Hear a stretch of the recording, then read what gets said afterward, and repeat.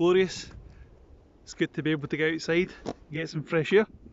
Today I wanted to talk about the recruitment process that you set up within a business and the recruitment process which you experience when being hired by a company. There's a lot of discussion around about should we hire quickly, so that we don't miss the best talent, or should we take our time to hire so that we see who's most interested in the opportunity.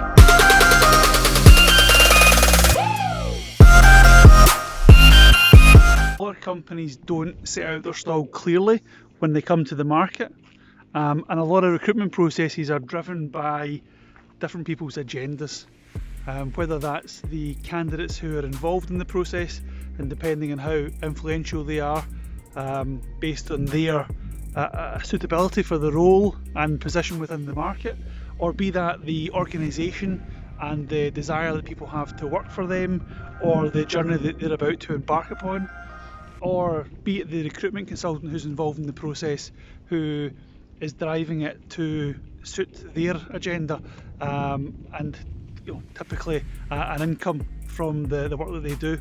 So if you're going to go at the recruitment process and make a deliberate decision on whether or not you're going to be quick to hire or you're going to take your time and do it slowly, I think it's important to make that decision at the start before you set out.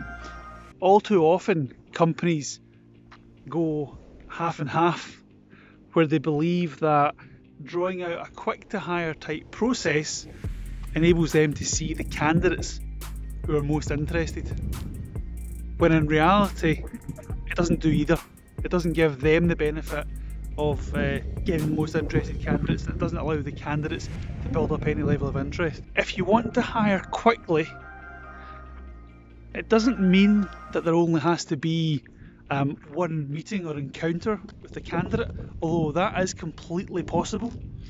But it means that when you set out in the recruitment process, you need to know what each of the steps are going to be before you've even seen a candidate or contacted a candidate. That's how you would hire quickly. What you have to allow for when you're hiring quickly is the understanding that the job market is now more transient. People move jobs more often, and so your business has to be set up, or that department has to be set up to allow for the nature of that.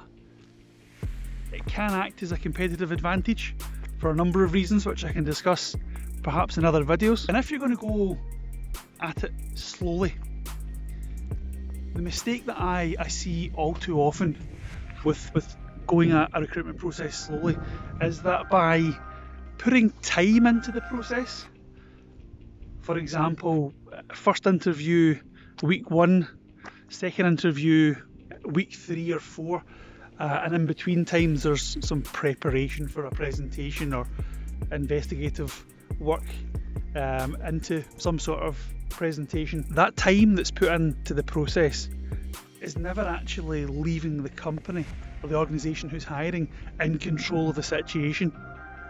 They're a little bit in the lap of the employment market and what may be. Some companies take the opinion that, well, if it's meant to be, it's meant to be. But I don't think it has to be that way.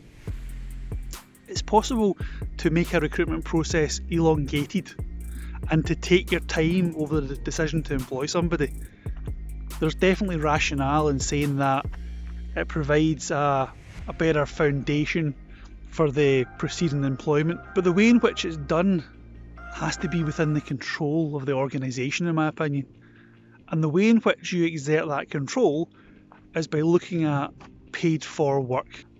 Paid for work not only allows you to see how the candidate's going to perform in that dynamic, which I'll talk about in another video, but more importantly, it's putting an onus on that candidate to actually roll up their sleeves and learn about the organisation. It's actually exchanging knowledge and value two ways.